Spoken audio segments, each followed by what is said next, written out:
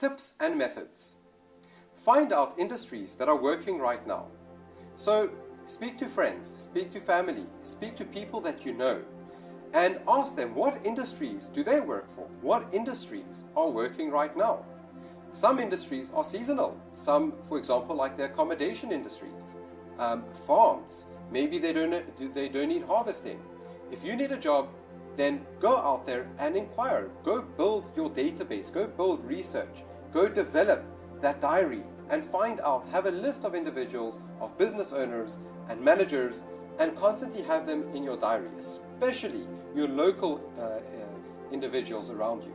Those are the relationships that you should be developing. Find out how their day is going, when there's an opportunity, and expand your network. I cannot explain to you or express to you how many times myself and many other individuals have been in a situation where I needed help. And the time that I was in a position that I struggled, I had to go to my friends. I had to go to people that I know. And those individuals opened many doors for me. So start building your database. Go out there.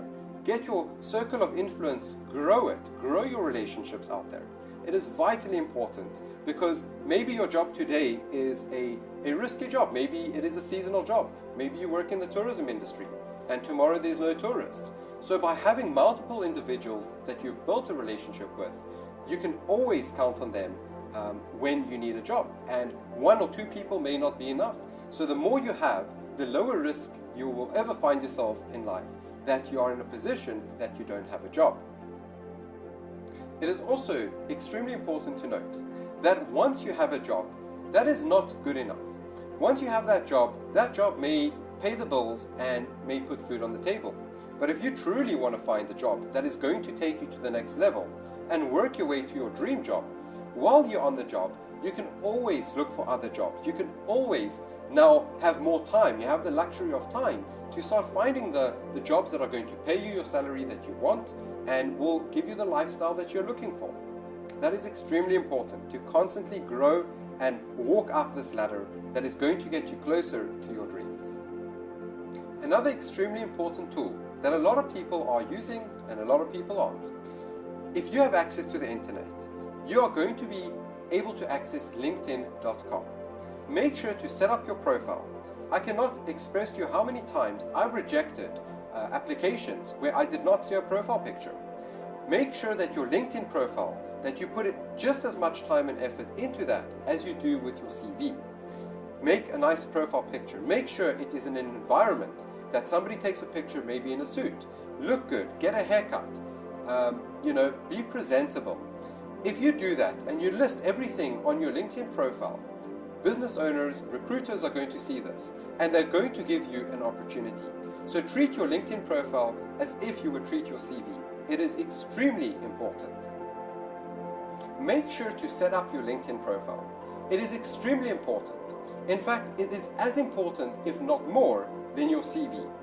I can't express to you how many times I've actually rejected CVs just because the LinkedIn profile did not have a profile picture.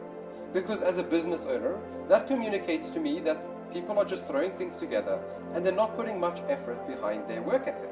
That is extremely important. Every single social channel that is publicly available or people can see that channel, make sure that it is professional and it looks good. If it looks sloppy and you're doing something and you're putting yourself out there, make sure to do it properly. Otherwise, don't do it at all, because it can land up hurting you more than it is to be of benefit to you. In your LinkedIn profile, it should show the experience that you've had before, some of the benefits, some of the things that you've done for previous companies. Also, another thing to avoid is to show that every single year you're actually working in a new job, because that shows the owner of the business or the recruiters that you're a person that likes to bounce around a lot of jobs. So if you are doing a job for 2 or 3 years and then another job for 2 or 3 years, that is extremely important, because if it is every couple of months you find a new job, that doesn't show consistency, and a business owner doesn't want to take that leap or that risk with you because they are going to fear that their job or the job that they're offering you is just going to be another statistic that you're going to put on your CV and say, well, I've only been here for 6 months, and every 6 months I'm moving to another job. So remember, how you present yourself, that is how they're going to look at your CV and your online profile, and based on that, they're going to judge that. If jobs are still a problem, consider learning free courses online. There is a platform called Udemy. So visit that platform, upskill yourself, go learn online. There are many free courses that offer a lot of great value. By you self-educating yourself, you're going to turn yourself into an asset. If, for example, you want to become a developer or in a role where you are doing office administration, go learn a course on how to work on a computer. Go understand how to use Excel. Go learn how to use a Word document. Maybe it could be that the role that you want, you don't have the right experience for. So also ask your recruiters and the individuals that are not giving you an opportunity, what is the reason for it? What do I need to improve about myself for me to be a good candidate for this role? And based on that, write it down. Go to Udemy, go online, learn free courses, put that in Google, and there is a ton of courses out there that you can also get certificates for, and they are free of charge. Some business owners will simply employ you on the merit or on the value that you have the knowledge and the right experience. So go out there, self-educate yourself, turn yourself into an asset for another business, and they will value your time. Maybe you want to become an entrepreneur, starting your own business. Although, what I would suggest with that is always have security, have a job, because entrepreneurship can be very difficult and there is no security in that. It is high risk. Maybe what the product or the service that you're offering is not in demand. There's a lot of factors and reasons why a business doesn't succeed.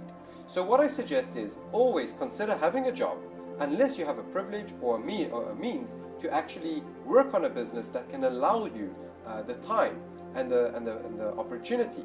That's why a lot of us have jobs, and then part-time we don't get home and we decide to relax.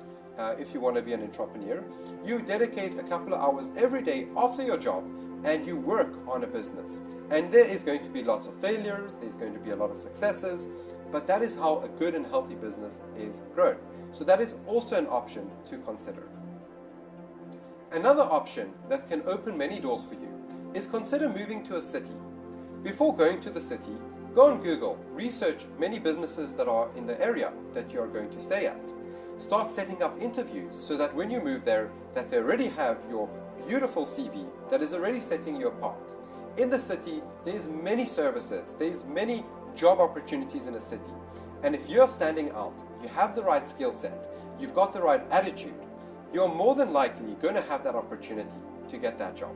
So the city offers a lot more opportunity, especially if you can separate yourself from everybody else and come across as different and more valuable with how your attitude comes, the knowledge that you know, and your experience.